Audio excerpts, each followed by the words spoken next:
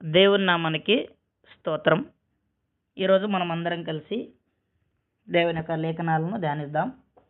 గత వారము మనం నేర్చుకున్నటువంటి ఆ పాఠాన్ని మరలా దాన్ని కంటిన్యూగా కొనసాగింపుగా దీన్ని మనం మరలా ధ్యానించడానికి పూనుకుంటున్నాము. దేవుని చిత్తమైతే ఇంకా మనము అనేక సంగతులను ఆలోచన చేస్తాం.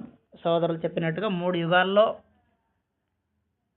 ఉన్నటువంటి చట్ట పరిధిని, క్రొత్త నిబంధనలు కూడా ఆ 3 యుగాల్లో క్రొత్త నిబంధన కూడా ఉంది కాబట్టి దానికి సంబంధించి ఈ 3 యుగాల్లో ఉన్నటువంటి పరిస్థితులు మనకు తెలియాలంటే దాన్ని సింపుల్గా మనము పాత నిబంధన మరియు క్రొత్త నిబంధన అనే దానికి టైటిల్ పెట్టుకుని సంగతులు నేర్చుకుంటా ఉన్నాము.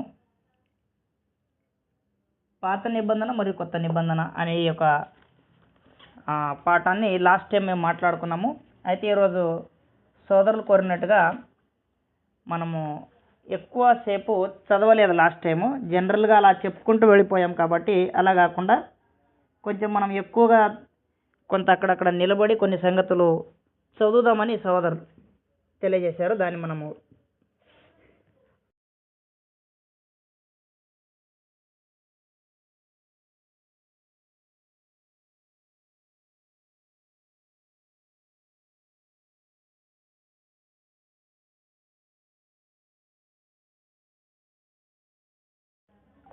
అయితే 3 యుగాలను గురించి ఆ యొక్క గ్రంథం మాట్లాడుతూ ఉంది. 3 యుగాల గురించి గ్రంథము మాట్లాడుతూ ఉంది. 3 యుగాలు, ఒకటి పితరుల కాలము, రెండవది ధర్మశాస్త్ర కాలము, మూడవది క్రొత్త నిబంధన కాలం. ఈ 3 కాలాల గురించి గ్రంథం మాట్లాడుతుంది కాబట్టి దాన్ని మనము ఒక్కొక్కటిగా ఆలోచన చేస్తాం. అసలు ఆది కాండము ఒక్కటి సపరేట్ అండి. ఆది కాండం ఒక్కటి సపరేట్. అది 2500 సంవత్సరాల చరిత్రను అది తెలియజేస్తుంది. కేవలం 50 అధ్యాయాలు అందులో ఉంటాయి.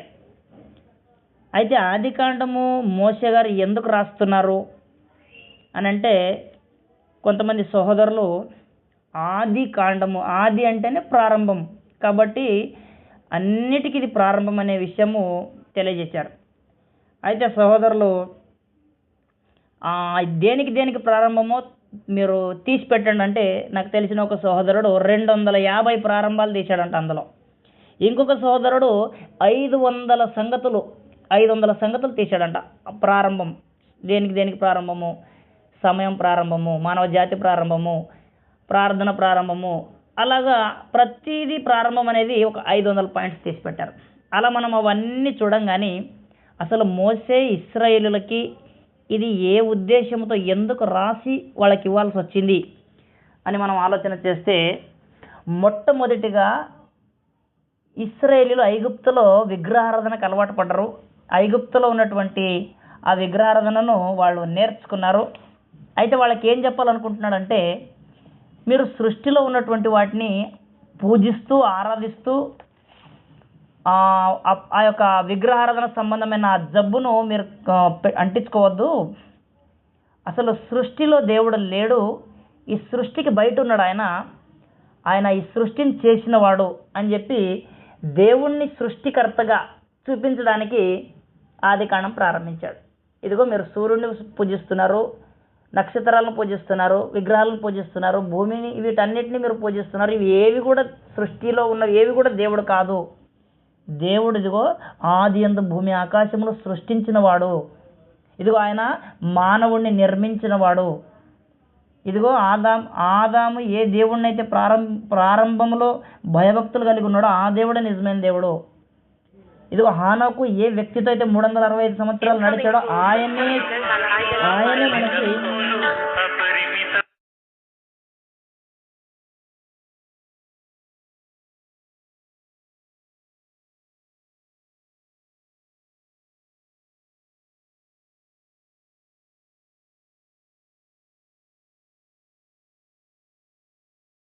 ఒక్క నిమిషం బ్రదర్ ఇప్పుడు వినబడుతుందండి? హలో బ్రదర్, వినబడుతుందండి? Hello brother, hello.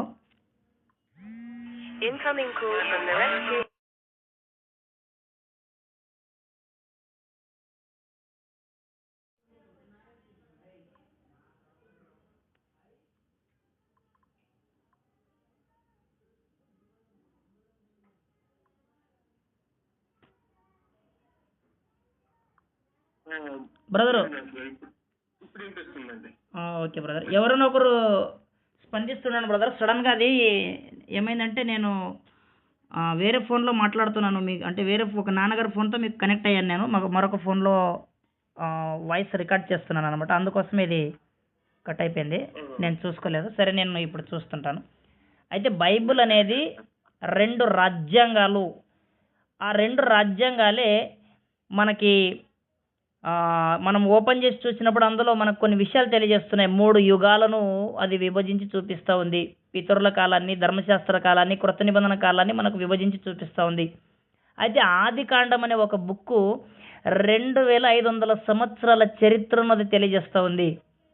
ఆ 2500 సంవత్సరాల చరిత్రను అది మనకు తెలియజేస్తుంది. అందులో ప్రత్యేకించి ఆదాము మొదలుకొని యోసేపు వరకు సంగతులు రాసి ఇశ్రాయేలుకు దేవుడు అందించాలని మోషే ద్వారా దాన్ని రాయించాడు. అసలు ఆదాము సంగతులు మోషేకి ఎలా తెలిసినాయి? ఆదాము ఏదెన్ తోటలో మట్టితో దేవుడు చేస్తుంటే మోషే దగ్గరుండి చూశాడా అంటే లేదు. ఆదాము పండు తినకముందు అపవాదితో డిస్కస్ చేశాడన్న సంగతి మోషేకి ఎలా తెలిసింది? ఆ ఏదెన్ తోటలో ఉన్న నది 4 శాఖలైందన్న సంగతి మోషేకి ఎలా తెలిసింది? 7 రోజులు సృష్టికి సమయం పట్టిందని మోషేకి ఎలా తెలిసింది? దీని వెనకాల అంతా మోషే ఏం చెప్పాలనుకుంటున్నాడంటే, ఆది కాండము వాళ్ళకి ఐగుప్తులో విగ్రహారాధన అనేది ఏదైతే ఉందో దాన్ని ఇశ్రాయేలు అలవాటు పడ్డారు. విగ్రహారాధన జబ్బు వాళ్ళకు అంటుకుంది. అందుకు మోషే, మీరు సృష్టిలో ఉన్న దేన్ని పూజించకండి. సృష్టిలో ఉన్నది దేవుడు కాదు. సృష్టి దేవుడు కాదు. అలాగే సృష్టిలో కనబడుతున్న ఏ పదార్థం కూడా దేవుడు కాదు. దేవుడు సృష్టి బయట ఉన్నాడు. ఇదిగో ఆది యందు దేవుడు భూమి ఆకాశములు సృష్టించాడు. ఏదెన్ తోటలో మట్టితో ఆదామును సృష్టించింది ఇదిగో ఆ దేవుడే. ఆయన హానోకు ఆ దేవునితో 365 సంవత్సరాలు నడిచాడు ఆ దేవునితో. అయితే దేవుడు ఆయనను చనిపోకుండానే అతన్ని దేవుడు తీసుకెళ్ళాడు, కొనిపోయాడు. మరణం చూడకుండా అతడు వెళ్ళిపోయాడు అనే విషయాలు మోషే గారు రాస్తూ వాళ్ళకి తెలియజేస్తూ ఉన్నాడు. అంటే ఒక మాటలో తెలియజేయాలంటే పాత నిబంధన అంతా కూడా మనము ఇశ్రాయేల్ చరిత్ర చూస్తుంటాము. అయితే ఆది కాండం ఒక్కటి మాత్రం ఏం చెప్తుందంటే, దేవుడు సృష్టికి బయట ఉండి ఏలుతున్నాడు. ఆ దేవుని ఏలుబడిలో ఇదిగో ఆదాము విఫలమయ్యాడు. పితరుల కాలంలో, ధర్మశాస్త్ర కాలంలో దేవుడు ప్రవక్తల ద్వారా మాట్లాడేవాడు. హెబ్రీలకు 11వ అధ్యాయము, క్షమించండి, హెబ్రీలకు 1వ అధ్యాయం 1వ వచనం చదువుదాం, తర్వాత ముందుకెళ్దాం. పూర్వకాలమందు నానా సమయంలోను నానా విధములుగాను ప్రవక్తల ద్వారా మన పితరులతో మాట్లాడిన దేవుడు మన దేవుడు పితరులతో మాట్లాడాడు అని చెప్పాడు. ఎలా మాట్లాడాడు? ప్రవక్తల ద్వారా మాట్లాడాడు. ప్రవక్తలు అంటే మనకు కేవలం ధర్మశాస్త్రంలో ఉన్నారేమో అనుకుంటాం. అయితే ఆది కాండం 20వ అధ్యాయం 7వ వచనం చదివితే అక్కడ ఏమంటాడంటే, ఒక మాట తెలియజేస్తాడు. కాబట్టి ఆ మనుషుని భార్యను తిరిగి అతనికి అప్పగించు, అతడు ప్రవక్త అని చెప్పాడు. ఎవరి గురించి మాట్లాడాడు? అబ్రహాము గురించి మాట్లాడాడు. అంటే పితరుల కాలంలో ఉన్నటువంటి వాళ్ళు ప్రవక్తలుగా ఉన్నారు అనేది మనకి అర్థమవుతా ఉంది. బ్రదర్ వినబడుతుందండి నా వాయిస్? ఓకే, రైట్, దేవుని స్తోత్రం. అయితే పితరుల కాలంలో ఆ మోషే గారు ఏం తెలియజేస్తున్నారు? ప్రవక్తలు ఉన్నారు అని చెప్తున్నాడు. అబ్రహాము ఒక ప్రవక్తగా, ఇస్సాకును కూడా ప్రవక్తగా, యాకోబును కూడా ప్రవక్తగా, యోసేపును కూడా ప్రవక్తగా మనం చూడొచ్చు. డైరెక్ట్గా వాళ్ళ పేర్లు ప్రవక్త అని ప్రస్తావించకపోయినా సోదరులారా ఆలోచించండి, వాళ్ళు భవిష్యత్తును తెలియజేశారు. యోసేపు కూడా నా శరీరమును గురించి, నా నిర్గమమును గురించి, ఇశ్రాయేలు నిర్గమం గురించి మీరు 450 సంవత్సరాల తర్వాత మీరు తిరిగి వస్తారు, అప్పుడు నా శరీరము, మీరు నా యొక్క శవమును మీరు తీసుకొని రావాలి అని చెప్పి ముందుగానే జరగబోయే సంగతులన్నీ వాళ్ళు తెలియజేస్తూ ఉన్నారు. కాబట్టి ఇక్కడ మనకేమర్థమవుతుందంటే, ఆది కాండము 50 అధ్యాయం 25వ వచనంలో యోసేపు ఒక మాట అంటున్నాడు. ఆది కాండము 50 అధ్యాయం 25లో యోసేపు అంటున్నాడు, దేవుడు నిశ్చయముగా మిమ్మల్ని చూడవచ్చును, అప్పుడు మీరు నా ఎముకలను ఇక్కడి నుండి తీసుకొని పోవాలి అని చెప్పాడు. అంటే భవిష్యత్తు చెప్తా ఉన్నాడు. ఫ్యూచర్లో ఏం జరగబోతుందో కలలు దాని భావాలు కూడా చెప్పగలడు. భవిష్యత్తులో ఏం జరగబోతుంది, దేవుడు మిమ్మల్ని దర్శిస్తాడు అని చెప్పాడు. అంటే వారి యొక్క విమోచనను గురించి ముందుగానే తెలియజేశాడు. అలాగో యాకోబు కూడా వాళ్ళ పిల్లల భవిష్యత్తును తెలియజేశాడండి. ఇస్సాకు కూడా దీవించి ఆశీర్వదించి వారి యొక్క కొన్ని విషయాలు దేవుడు బయలుపరిచిన విషయాలు చెప్పాడు. ఆది కాండం 49 అధ్యాయంలో 8వ వచనం చూస్తే యాకోబు ఈ సంగతులు తెలియజేశాడండి. ఈ సంగతులన్నీ తెలియజేశాడు. చిట్ట చివరిగా యాకోబు మన యూదా గోత్రాన్ని గురించి ఒక చక్కటి మాట మాట్లాడతాడు. యూదా గోత్రం గురించి ఏమంటాడు అంటే 8లో యూదా కొదుమ సింహం, 9వ వచనం, యూదా కొదుమ సింహము, నా కుమారుడా నీవు పట్టిన దాన్ని తిని వచ్చితివి. సింహములే గర్జించు, ఆడు సింహములే నీ కాళ్ళు ముడుచుకొని పండుకొనేదో అతను లేపువాడేవాడు, పండుకొనేను అతను లేపువాడేవాడు. సిలోహు వచ్చు వరకు యూదా యొద్ద నుండి దండం తొలగదు, అతని కాళ్ల మధ్య నుండి రాజ్య దండం తొలగదు. ఇక్కడ చూడండి, సిలోహు వచ్చు వరకు అంటే సమాధానకర్త వచ్చేంత వరకు, లేక సమాధానము లేక విశ్రాంతి వచ్చేంత వరకు, నెమ్మది వచ్చేంత వరకు, సమాధానకర్త వచ్చేంత వరకు యూదా నుండి దండం తొలగదని ప్రవచించాడండి. ఆయన ఒక ప్రవక్త. పూర్వకాలం ముందు నానా సమయంలో నానా విధాలుగా పితరులతో మాట్లాడిన దేవుడు ప్రవక్తల ద్వారా మాట్లాడాడు అని చెప్పాడు. చాలామంది ఉన్నారు అక్కడ, అందరితో మాట్లాడు, ఒక వ్యక్తితోనే మాట్లాడేవాడు. అలాగూ ఆదాముతో దేవుడు మాట్లాడి ఆదాముకు ఆజ్ఞాపించాడు. ఆదాముకు ఆజ్ఞాపిస్తే ఆదాము ఆజ్ఞ మీరాడు. పితరుల కాలంలో మనకి ఎక్కువ మంది ఏం కనబడరండి. కొంత చిన్నపాటి లిస్టే ఉంటుంది అందులో, కానీ వాళ్ళు చాలా కీలకమైన వారు అన్నమాట. ఆదాము ఆజ్ఞ మీరినట్టుగా మనకి ఆది కాండము 2వ అధ్యాయం 17వ వచనంలో, 3వ అధ్యాయం 11వ వచనంలో 2 చోట్ల ఉంది. ఆ విషయాన్ని గుర్తు చేశాడు అనమాట. ఏమంటాడంటే నిశ్చయముగా చచ్చదవని ఆజ్ఞాపించను అనే మాట 2:16-17లో ఉంటుంది. తర్వాత 3:11లో నీవు తినకూడదని నేను ఆజ్ఞాపించింది నువ్వు తిన్నావు అంటాడు. హోషేయ గ్రంథం 6:7లో ఆదాము నిబంధన మీరాడు అని అన్నాడు. అంటే దీన్ని బట్టి ఏమర్థమవుతుందంటే దేవుడు ఆజ్ఞాపిస్తున్నాడు, దేవుడు పరిపాలిస్తున్నాడు, దేవుని ఏలుబడి కింద ప్రజలు పితరుల కాలం నుండే ఉన్నారు. అంటే దేవుడు ఒక కాలంలో పరిపాలన ప్రారంభించి ఇంకొక కాలంలో దిగిపోయేవాడు కాదు. కీర్తనలు 66వ అధ్యాయము 7వ వచనం, కీర్తనలు 66వ అధ్యాయము 7వ వచనంలో ఒక శ్రేష్టమైన మాట రాయబడింది. దాన్ని మనం చదువుకుందాం. 667 అన్నమాట. ఆయన తన ప్రభావము తన పరాక్రమము వలన నిత్యము ఏలుచున్నాడు. అంటే దేవుడు తన ప్రభావము, తన పరాక్రమము, తన స్వంత బలము, తన బాహుబలము, తన స్వకీయ బలము స్వీకరించి దేవుడు ఏలుతున్నాడు అన్నమాట. ఆయనకి ఎవరో అధికారాన్ని చేతికి ఇవ్వలేదు, ఎవరో ఆయనకు పరిపాలించమని చెప్పలేదు. అయితే ఆయన నిత్యము ఏలుతున్నాడు అని చెప్తా ఉన్నాడు. నిత్యం ఏలుతున్నాడు అనడానికి మనకు నిదర్శనం ఏంటి, ఎక్కడ కనబడుతున్నట్టు? ఇదిగో ఆజ్ఞాపించిన ప్రకారంగా ఆదాము నిబంధన మీరాడు. దేవుడు అతనితో నిబంధన చేసుకుని ఆయనకు ఆజ్ఞ ఇస్తే ఆజ్ఞ అతిక్రమించాడు అనమాట. విశ్వాసులకు తండ్రి అనే ఆ బిరుదు ఆయనకు రాలేదండి. మొట్టమొదటి వ్యక్తికి రావాల్సిన ఘనత అది, కానీ పోగొట్టుకున్నాడు అనమాట. నీతిమంతుడు విశ్వాసం వల్ల బ్రతకాలి, కానీ పితరుల కాలంలో ఒక వ్యక్తికి ఇచ్చిన ఆజ్ఞ అతనికి సొంతం అన్నమాట. అది ఆయనకి సొంతం. హానోకు దేవునితో నడిచాడని ఉంది ఆది కాండం 2:17లో. దేవునితో నడిచాడు ఆయన. ఆది కాండము అక్కడ మనకి 5:24, క్షమించండి, 5:24లో ఒక మాట రాయబడింది. ఆది కాండం చదువుకుందాం. ఆది కాండము 5:24లో 5:24 ఏం తెలియజేస్తున్నాడు అంటే, హానోకు దేవునితో నడిచిన తర్వాత దేవుడు అతన్ని తీసుకొని పోయిన గనుక అతడు లేకపోయాను. ఇక్కడ ఈ మాట తెలియజేస్తున్నాడు. అతడు దేవునితో నడిచాడు అంటే విశ్వాసము ద్వారా వారు దేవునితో సహవాసం చేశారు. విశ్వాసము ద్వారా దేవుని యొక్క పరిపాలనకు లోబడ్డారు. పాత నిబంధనకు ముందున్న పితరుల కాలంలో ఏ చట్టం ఉందంటే, దేవుడు ఆజ్ఞాపిస్తే వారు మనస్సాక్షి అనే చట్టాన్ని బట్టి నడుచుకునేవారు. పితరుల కాలంలో ఉండే చట్టం అది. ఏంటి ఆ చట్టము? దేవుడు ఆజ్ఞాపిస్తే ఆ దేవుడు వారికి అందుబాటులో కనబడకపోయినా వినబడకపోయినా ఆయన మాటలను బట్టి, ఆయన ఇచ్చిన ఆజ్ఞను బట్టి వారు మనస్సాక్షిని బట్టి నడుచుకునేవారు. మనస్సాక్షి అనే చట్టము అప్పుడు ఉంది.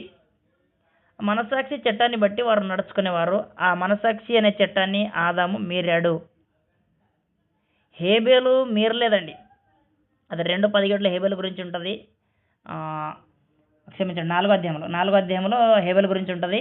తర్వాత హెబ్రీ పత్రిక 11వ అధ్యాయం 4వ వచనంలో కూడా హేబెల్ గురించి ఉంటుంది. ఏమని రాయబడిందంటే, హేబెలు శ్రేష్టమైన బలి అర్పించాడు విశ్వాసం ద్వారా, విశ్వాసాన్ని బట్టి. ఇప్పుడు మనకేమర్థమవుతుందంటే, దేవుడు పితరుల కాలంలో చట్టం ఇచ్చాడు. వారు దేవుడిచ్చిన ఆ చట్టానికి మనసాక్షిని బట్టి వారు నడుచుకునేవారు, లోబడేవారు. అలాగ నడిచిన వాళ్ళలో హేబెల్ ఉన్నాడు, హానోక్ ఉన్నాడు, నోవాహు ఉన్నాడు. ఇప్పుడు నోవాహు గురించి ఆదికాండం 6వ అధ్యాయం 8-9 వచనాల్లో అతడు దేవునితో నడిచినవాడు అని చెప్పాడు. దేవునితో నడిచాడు ఆయన. 9వ వచనంలో ఏమంటాడంటే, 8లో ఏమో కృప పొందినవాడు అన్న తర్వాత నోవు వంశవళి ఇదే అని చెప్పి, నోవాహు నీతిపరుడును తన తరములో నిందారహితుడై ఉండెను. నోవాహు దేవునితో కూడా నడిచినవాడు.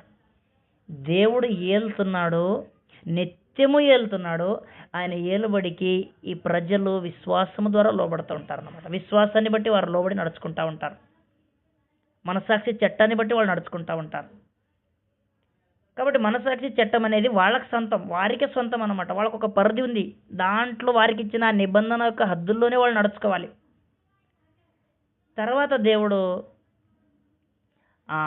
ఆజ్ఞాపించిన ప్రకారంగా నోవాహు యావత్తు చేశాడని 6:22 ఉంది, 7:5 ఉంది. నోవాహు దేవుని ఆజ్ఞను యావత్తు పాటించేవాడు. అబ్రహాము, ఇస్సాకు, యాకోబులు ఈ ముగ్గురు గురించి దేవుడు సర్వశక్తిగల దేవుడిని అని చెప్పుకున్నాడంట పితరుల కాలంలో. నిర్గమకాండము 6వ అధ్యాయము 3వ వచనంలో ఆ మాట ఉంటుంది. 6:3లో ఏముందంటే, నేను సర్వశక్తిగల దేవుడన్నను పేరున అబ్రహాము, ఇస్సాకు, యాకోబులకు ప్రత్యక్షమైతిని, కానీ యెహోవాను నా నామమున నేను వారికి తెలియబడలేదు. పితరుల కాలంలో కీలకమైన 3 వ్యక్తుల పేర్లు చెప్పి, అబ్రహాము, ఇస్సాకు, యాకోబుకి నేను సర్వశక్తిగల దేవుడు అనే పేరుతోనే వాళ్ళకి పరిచయం. నేను యెహోవా అంటే వాళ్ళకి తెలియదు అని చెప్పాడు అనమాట. ఆ నామము ఇశ్రాయేల్ దగ్గర ప్రారంభమైంది. కొంతమంది అడిగారు, యెహోవా అనే మాట మరి పితరుల కాలంలో లేదన్నావు బ్రదరు, ఆదికాండం నీకు 2వ అధ్యాయం నుంచి ఇంకా యెహోవా యెహోవా అనే మాటలు కనబడుతూనే ఉంటాయి కదా అంటే, మోషే రాస్తున్నది మోషే. అయితే వాళ్ళకి ఇక్కడ రాస్తున్నప్పుడు పెన్ ఎవరిది? మోసేది. దేవుడని యెహోవా అని రాస్తున్నది ఆయన, వీళ్ళకి అర్థం కావడానికి రాస్తున్నాడు. దేవుడని యెహోవా అంటేనే వాళ్ళకి అర్థమవుతుంది. అయితే అబ్రహాము, ఇస్సాకు, యాకోబులకు ఎలా పరిచయమాడంట? సర్వశక్తి గల దేవుడన్న నామంతోనే వాళ్ళకి ప్రత్యక్షమయ్యాడంట. ఎక్కడెక్కడ? ముగ్గురికి అన్నాడు. 3 పేర్లు చెప్పాడు. మొదటి ఆయనకేమో 17వ అధ్యాయం 1వ వచనంలో, 2 ఆయనకేమో 28వ అధ్యాయం 3వ వచనంలో, 3 ఆయనకేమో 35వ అధ్యాయం 10-11 వచనాల్లో. ఆదికాండం 17:1 ఒకసారి చూద్దాం. మొదటి వ్యక్తి ఆదికాండము 17వ అధ్యాయం 1వ వచనంలో ఒక మాట అంటాడు, నేను సర్వశక్తిగల దేవుడను. ఎవరితో? అబ్రహాంతో అంటున్నాడు. అబ్రహాము 99 ఏండ్ల వాడైనప్పుడు యెహోవా అతనికి ప్రత్యక్షమై, నేను సర్వశక్తిగల దేవుడను, నా సన్నిధిలో నడుచుచు నిందరహితుడుగా ఉండు. నోవాహు నిందరహితుడుగా ఉన్నాడని మనం విన్నాము. ఇక్కడ ఈయన కూడా నేను సర్వశక్తిగల దేవుడిని అని దేవుడు పరిచయం చేసుకొని, నా ఆజ్ఞల ప్రకారంగా నువ్వు నిందరహితుడుగా నడుచుకో అని చెప్పాడు. దేవుడు పరిపాలిస్తున్నాడు. ఆయన పరిపాలనలో ఒక కుటుంబ పెద్ద. దేవుడు ప్రవక్తగా అతన్ని గుర్తించి ఆ విషయాలు తెలియజేశాడు అనమాట. ఇదిగో నువ్వు ప్రవక్తగా ఉన్నావు, ఈ కుటుంబానికి నువ్వు పెద్దగా ఉన్నావు, నీకు సంగతులు చెప్తున్నా, నువ్వు నడుచుకొని నీ పిల్లలకు చెప్పు. అలాగే ధర్మశాస్త్ర కాలంకు ముందున్న కాలాలు అలా ఉండేదన్నమాట. వారు దేవుడిచ్చిన మాటను బట్టి, మనసాక్షి చట్టాన్ని బట్టి వాళ్ళు నడుచుకునేవారు. 28వ అధ్యాయం 3వ వచనంలో ఆ మాట మళ్ళీ రెండోసారి తిరిగి తెలియజేయబడింది. 28వ అధ్యాయం 3వ వచనంలో కింద అంటాడనమాట, సర్వశక్తిగల దేవుడు నిన్ను ఆశీర్వదించి.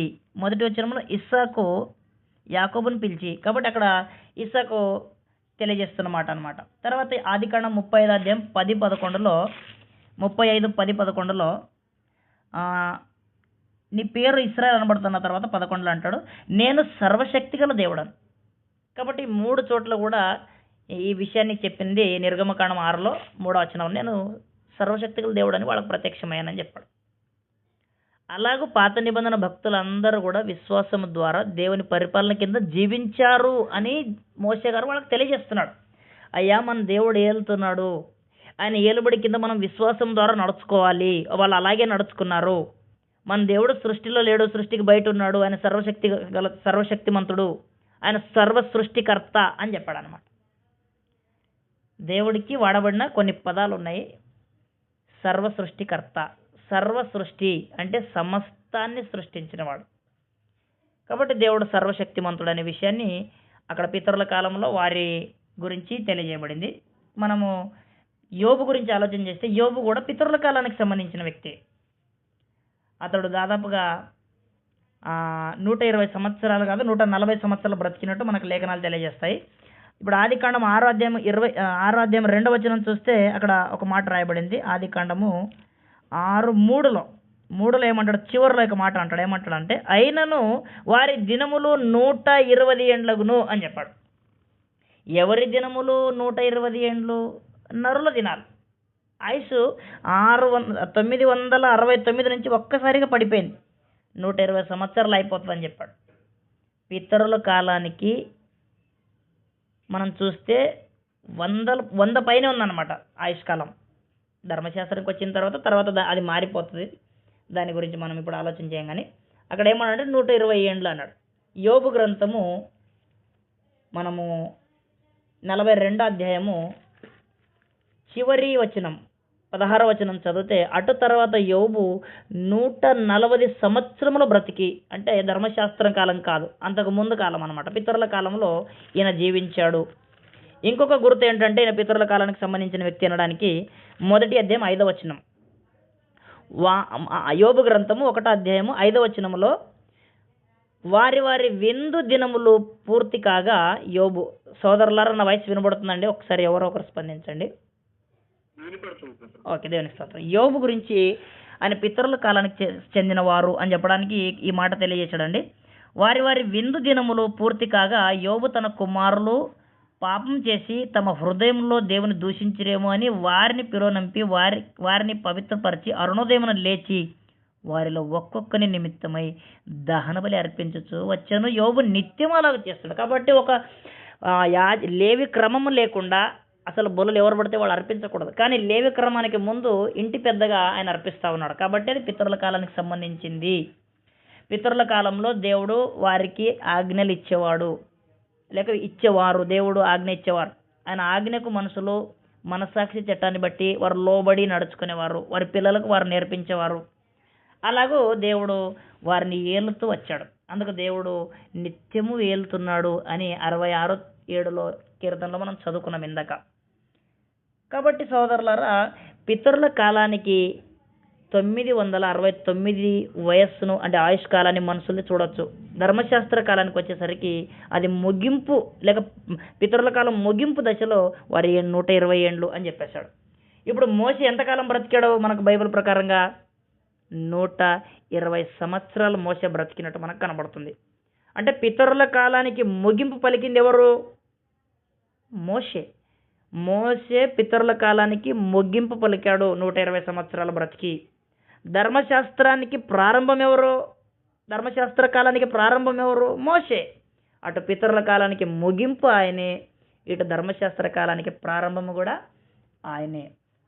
ధర్మశాస్త్ర కాలంలో దేవుడు మరలా ఏలుతున్నాడు అనే విషయాన్ని తెలియజేస్తా ఉన్నాడు. పితరుల కాలంలో వాళ్ళు బలిపీఠాలు కట్టి నోవాహు బలు అర్పించాడు, దహన బలి అర్పించాడని అది 8వ అధ్యాయం 20వ వచనంలో ఉంటుంది ఆదికాండంలో. దాన్ని మనం ఇప్పుడు చదవకూడదు, ఎందుకంటే మనకు తెలిసిన విషయాలే. అక్కడ దహన బలి అర్పించాడు. అబ్రహాము కూడా 12వ అధ్యాయం 6 నుంచి 8 వచనాలు చదివితే అక్కడ కూడా అర్పించాడు ఆయన. ఇప్పుడు వాళ్ళు ఏం చేస్తున్నారు? ఆరాధన చేస్తున్నారు. పితరుల కాలంలో వారికి చట్టం లేదు. దేవుడు చెప్పిన మాటలను బట్టి, వారి మనసాక్షిని బట్టి వారు ఆరాధన చేసేవారు. వారికి ఒక చట్ట పరిధి ఏది అంటే దేవుడు చెప్పిన మాటలే వాళ్ళకి పరిధి, దేవుడు చెప్పిన మాటలే వారికి చట్టం. కాబట్టి అది పితరుల కాలం అన్నమాట. పితరుల కాలంలో దేవుడు ఏలుతూనే ఉన్నాడు. ఆ ఏలుబడికి విశ్వాసం ద్వారా వాళ్ళు లోబడేవారు. విశ్వాస సంబంధులే దేవుని కుమారులు అనే కాన్సెప్ట్లో వాళ్ళు బ్రతుకుతున్నారన్నమాట. అలాంటి కాన్సెప్ట్లో బ్రతకలేదు. ఆదాము తొలగిపోయాడు అనమాట. ఇక రెండవది ధర్మశాస్త్ర కాలం. ఇక్కడ కూడా దేవుని ఏలుబడి ఉంది. దేవుడు ఇక్కడ కూడా ఏలుతున్నాడు. అక్కడేమో మనస్సాక్షి చట్టాన్ని బట్టి వెళ్ళాడు. ఇక్కడ ఒక చట్టాన్ని, ధర్మశాస్త్రం అనే ఒక చట్టాన్ని తీసుకొని వచ్చాడు. నిర్గమకాండము 19వ అధ్యాయంలో ఒక మాట 5, 6 వచనాల్లో ఒక గొప్ప మాట రాయబడింది. నిర్గమకాండం 19:5-6లో, కాగా మీరు నా మాట శ్రద్ధగా శ్రద్ధగా విని నా నిబంధన అనుసరించి నడిచిన ఎడల మీరు సమస్త దేశ జనులలో నాకు స్వకీయ సాంపత్యమగుదురు. సమస్త భూమి నాదే కదా, మీరు నాకు యాజక రూపమైన రాజ్యముగాను పరిశుద్ధ జనముగాను ఉందురు అని చెప్పాడు. అంటే ఇక్కడ ధర్మశాస్త్ర కాలంలో దేవుడు రాజ్యముగా యాజక రాజ్యంగా ఉంటారని చెప్పాడు. దేవునికి పితరుల కాలంలో లోబడినటువంటి జనులు ఉన్నారు, అక్కడ కూడా దేవుని రాజ్యం ఉంది, దేవుడు వెళ్తూనే ఉన్నాడు. అప్పుడు ఎవరు దేవుని రాజ్య సంబంధులు అంటే విశ్వాస సంబంధులు, మనసాక్షి చట్టానికి లోబడిన వారు ఆ రాజ్య నివాసులు. ధర్మశాస్త్రానికి వచ్చిన తర్వాత ఏం చేశాడు దేవుడు అంటే వారికి పరిపాలిస్తున్నాడు చట్టం ద్వారా. అది శ్రద్ధగా వినాలి. వారికి ఒక రాజ్యాంగం ఇచ్చాడు. 613 ఆజ్ఞలు అందులో ఉన్నాయి. వాటికి వారు సంపూర్ణంగా లోబడితేనే దేవుడు ఏం చేస్తాడంటే వారి మధ్యలో నివాసం చేస్తాడు. వారి మధ్య దేవుడు ధర్మశాస్త్ర కాలంలో వారి మధ్య దేవుడు ఒక మందిరాన్ని ఏర్పాటు చేసి ఇచ్చాడు. మందిరంలో ఆరాధన క్రమాన్ని ప్రవేశపెట్టాడు. వారి మధ్యలో లేవి క్రమాన్ని ప్రవేశపెట్టాడు. వారి మధ్యలో ప్రధాన యాజకత్వాన్ని ఏర్పాటు చేశాడు. అప్పుడు దేవుడు వారిని ఏలుతున్నాడు. వారికి ధర్మశాస్త్రం అనే ఒక పరిధినిచ్చి, అది దేవుడు ఏమని శాసించాడంటే ఆ యొక్క ధర్మశాస్త్రం గురించి మాట్లాడిన మాట ద్వితీయోపదేశకాండము 4:2 తెలియజేశాడు. ద్వితీయోపదేశకాండము 4:2 ఈ విధంగా తెలియజేయబడింది. మీ దేవుడని యెహోవా ఇచ్చిన ఆజ్ఞలను మీకు ఆజ్ఞాపించుచున్నాను. ఇవి నా సొంత ఆజ్ఞలు కాదంటున్నాడు మోసే. వాటిని గైకొనుట యందు నేను మీకు ఆజ్ఞాపించిన మాటతో దేనిని కలపకూడదు, దానిలో నుండి దేనిని తీసివేయకూడదు. అంత కడాఖండితంగా ఉందన్నమాట. ఈ రోజుల్లో చాలామంది బ్రదరు మనం ఒక మీటింగ్ ఏర్పాటు చేద్దాం, ఇలా చేస్తే బాగుంటుంది, మనం అందరం కలిసి దీన్ని చేద్దాం అని చెప్పి లోకస్తులు ఏం చేస్తున్నారంటే వారికి నచ్చినట్టుగా వాళ్ళు చేస్తూ ఉన్నారు. అయితే దేవుడి దయ వల్ల ధర్మశాస్త్రము పొందిన ఇశ్రాయేలుకి దేవుడు ఏమన్నాడంటే మీరు శ్రద్ధగా విని దాంట్లో ఏది కలపకుండా ఏది తీయకుండా దేవుని ఆజ్ఞలను దేవుని మాటగానే మీరు అంగీకరించి దాన్ని అనుసరించాలి, గైకొనాలి అని చెప్పి దేవుడు శాసించాడు అనమాట. ఏది కలిపినా ప్రమాదమే, తీసిన ప్రమాదం. ఈరోజు మనకు నచ్చితే చేద్దాం, మనం నలుగురికి నచ్చిందంటే చేసేద్దాం అనుకుంటున్నారు. అలా కుదరదని చెప్పాడు వాళ్ళకనమాట. అది వాళ్ళకు ఒక పరిధి ఉంది. అది దాటారంటే వాళ్ళకి శిక్ష ఉంది. శనివారం ఆరాధన చేయాలన్నాడంటే వాళ్ళు చేయాల్సిందే, మిస్ అయితే చంపడమే. ఇక ఒక వ్యక్తిని చంపారు 15వ అధ్యాయంలో సంఖ్యాకాండంలో, దాన్ని మనం ఇప్పుడు చూడం.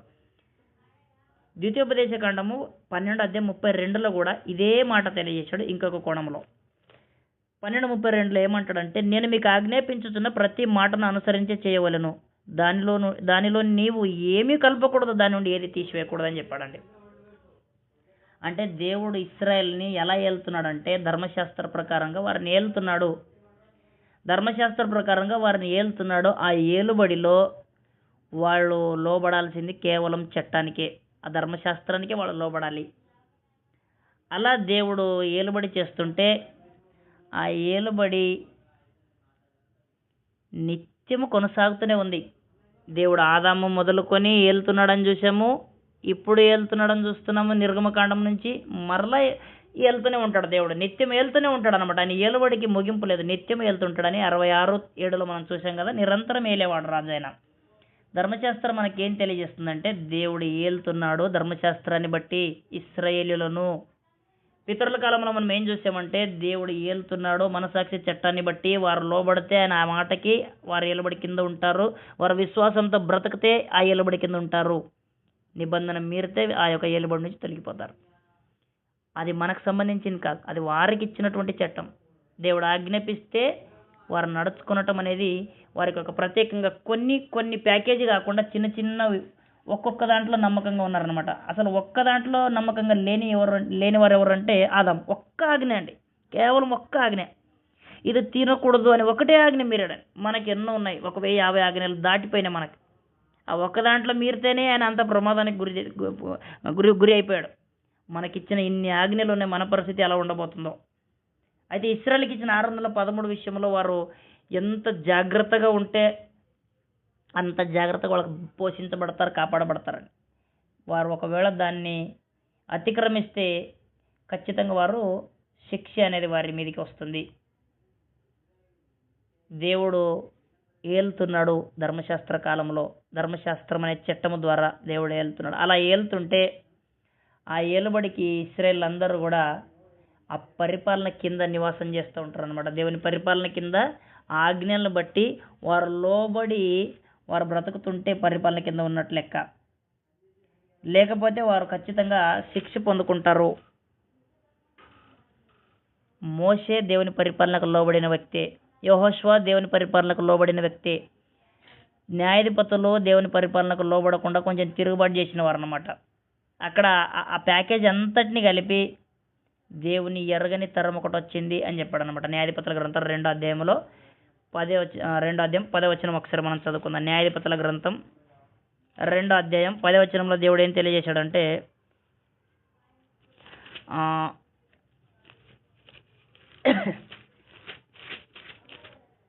చదువుతున్నా, ఆ తరము వారందరూ తమ పితరుల యొద్దకు చేర్చబడిరి.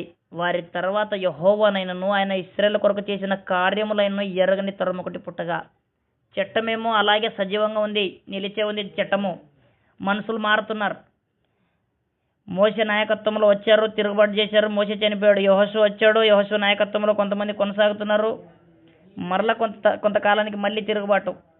న్యాయాధిపతులు 15 మంది న్యాయాధిపతులు వచ్చారు, అక్కడ కూడా తిరుగుబాటే. దాదాపుగా అలాగూ ఎంతకాలం తిరుగుబాటు జరిగిందంటే అపోస్తల కార్యంలో చెప్తాడు 13వ అధ్యాయంలో. అపోస్తల కార్యములు 13వ అధ్యాయము మనము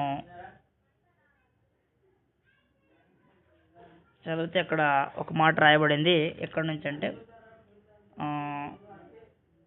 18 నుంచి చదువుతానండి. 18లో ఏమన్నాడంటే, ఇంచుమించు 40 ఏండ్ల మట్టుకు అరణ్యములు వారి చేష్టలు సహించెను.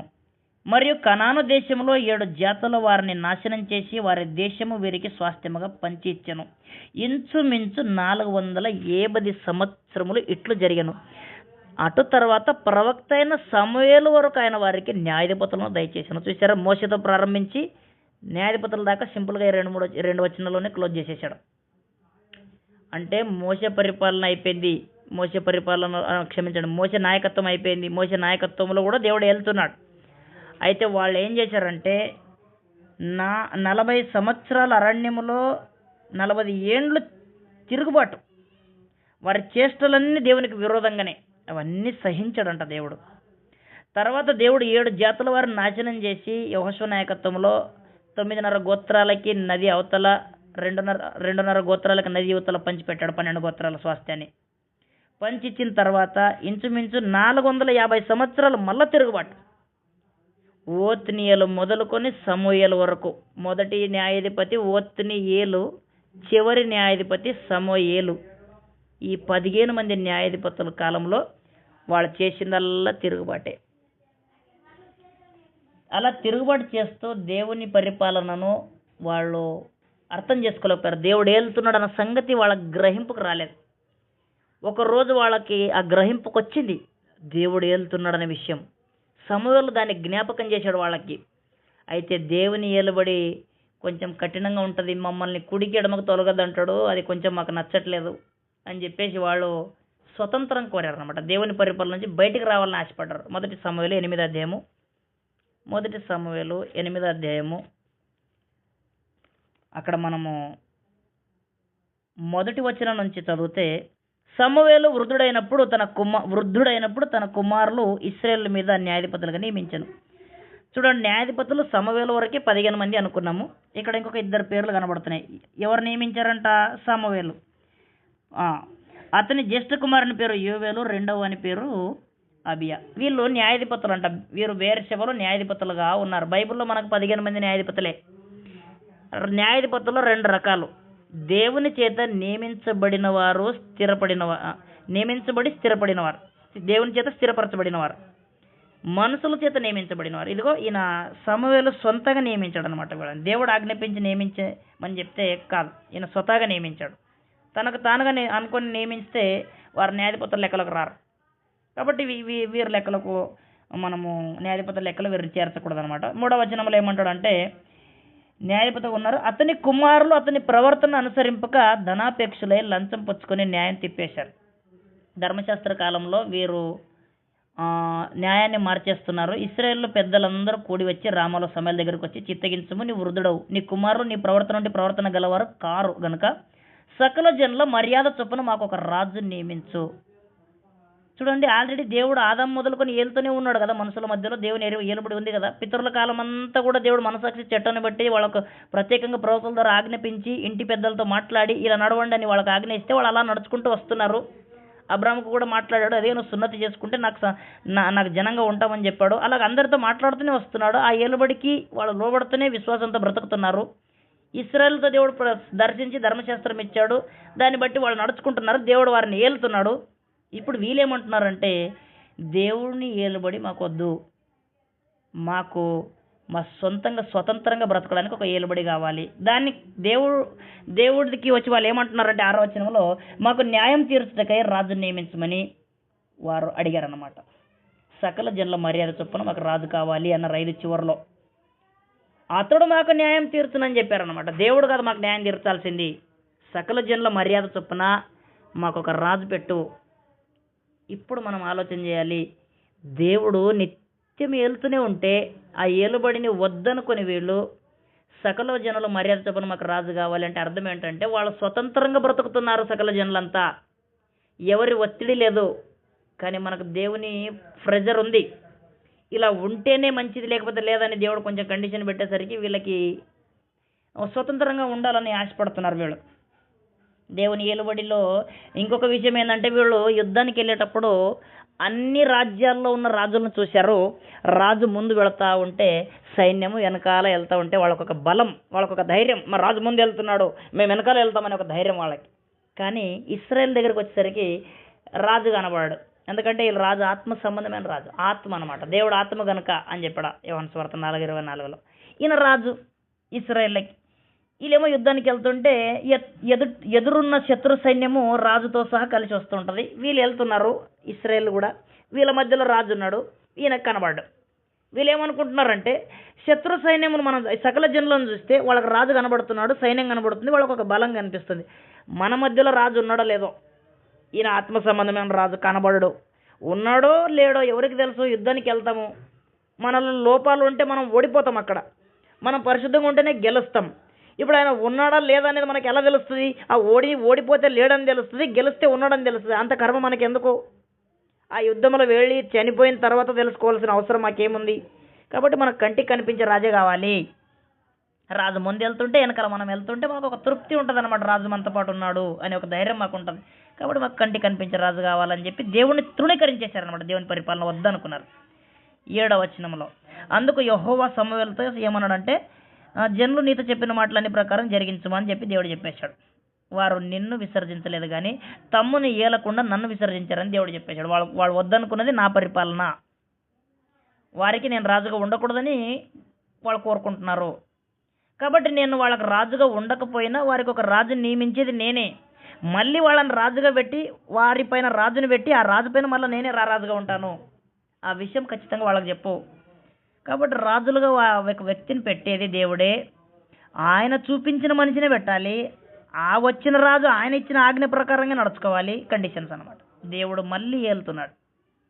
అసలు దేవుడు ఏలుబడి లేనిది ఎక్కడుంది? అన్ని చోట్ల ఏలుతున్నాడు. దేవుడు మందిరంలో యాజకుల్ని ఏర్పాటు చేసి, రాజ్యంలో రాజుని ఏర్పాటు చేసి, యాజకుల చేతికి చట్టం ఇచ్చి, ఇటు రాజు చేతికి చట్టం ఇచ్చి, ఈ 2 చోట్ల జెరాక్స్ చేసి పెట్టేసుకోండి అని చెప్పేశాడు అనమాట. నీ దగ్గర ఒక కాపీ, ఆయన దగ్గర ఒక కాపీ. యాజకత్వం జరిగించాలంటే నా మాటలు చూడు, అందులో నేను ఏలుబడి చేస్తున్న ఆజ్ఞలు ఉన్నాయి, నా ఆజ్ఞల ప్రకారంగా నువ్వు యాజకత్వం చేయి. రాజు నీకు చట్టం ఇచ్చిన అందులో ఆజ్ఞలు ఉన్నాయి, దాని ప్రకారంగా నువ్వు ఏలుబడి చేయి. అప్పటికి దేవుడు మందిరాన్ని, అందులో ఉన్న జనాన్ని, రాజ్యాన్ని, రాజ్యంలో ప్రజల్ని ఏలుతూనే ఉన్నాడు అనమాట. అలాగూ దేవుని పరిపాలన కొనసాగుతున్న దినాల్లో యేసు ప్రభు యొక్క శరీరధారిగా వచ్చే దినానికి వచ్చేసరికి దేవుడు ఏలుతున్నాడు. దేవుడు ఏలుతుంటే ఇశ్రాయేల్ మధ్యలో కొంతమంది ఏమంటారంటే ఆ, పాత నిబంధనలో దానియేలు గ్రంథంలో దేవుడు ఒక మాట తెలియజేశాడు. ఏం చెప్పాడంటే ఆ రాజుల కాలంలో పరలోకమందున దేవుడు ఒక రాజ్యం స్థాపించును, దానికి ఎన్నటికీ నాశనం కలగదని కొత్త నిబంధనలో ఒక రాజ్యం గురించి ప్రస్తావించాడు. అంతకుముందు ఆల్రెడీ ఒక 5 రాజ్యాలు ఆ, చరిత్రను ప్రపంచాన్ని పరిపాలించిన రాజ్యాలను మనం చరిత్రలో చూడొచ్చు. ప్రపంచం అంతటిని పరిపాలించిన మొట్టమొదటి రాజ్యమే ఐగుప్తు సామ్రాజ్యం. ఐగుప్తు సామ్రాజ్యం క్రీస్తుపురం 3000 నుండి పూర్వము క్రీస్తుపురం 858, 3000 నుంచి 858 దాకా పరిపాలించిన రాజ్యం అది. రెండవది అస్సూరు సామ్రాజ్యం. ఇది క్రీస్తుపురము 858 నుండి 612 దాకా పరిపాలన. ఆ తర్వాత బబులోను రాజైన నెబుకద్నెజర్ వాళ్ళ నాన్నగారు అస్సూరీయులను ఓడించి బబులోనుకు ఆధిపత్యం తీసుకొని వచ్చాడు 612లో. అయితే ఈ బబులోను రాజు నెబుకద్నెజర్ రాజు అయింది, ప్రపంచాన్ని పరిపాలించింది 605 నుండి 539 వరకు. ఇది మూడోది బబులోను సామ్రాజ్యం. మొదటిది అస్సూరు సామ్రాజ్యము 3000 నుంచి 858, రెండోది అస్సూరు సామ్రాజ్యము 858 నుండి 612, మూడోది బబులోను సామ్రాజ్యము 605 నుండి 539, నాలుగవది మాధ్య పారసిక సామ్రాజ్యము, అది 539 నుండి 332, ఐదవది గ్రీక్ సామ్రాజ్యము, అది 331 నుంచి క్రీస్తుపురం 31 దాకా, ఆరవది రోమా సామ్రాజ్యము క్రీస్తుపురం 31 నుంచి 476 వరకు. ఇవి ప్రపంచాన్ని పరిపాలించిన రాజ్యాలు ఇవి. అయితే దేవుడు దానియేలు గ్రంథంలో ఏం చెప్తాడంటే ఒక రాజ్యం స్థాపిస్తాను, అది ఖచ్చితంగా మనుషుల మధ్యలోనే ప్రారంభిస్తాను, దానికి ఎన్నటికీ నాశనం ఉండదు. అయితే ఇక్కడ ఏలుతున్న రాజులు, ఇందాక చెప్పాను సౌలు కాలంలో ఒక రాజుని పెడతాను, ఆయన పైన నేనే రాజుగా ఉంటానని దేవుడు రాజులను నియమించి వారిపైన రాజుగా ఉంటే వాళ్ళంతా భ్రష్టులే అనమాట. 40 మంది రాజులు దాదాపుగా.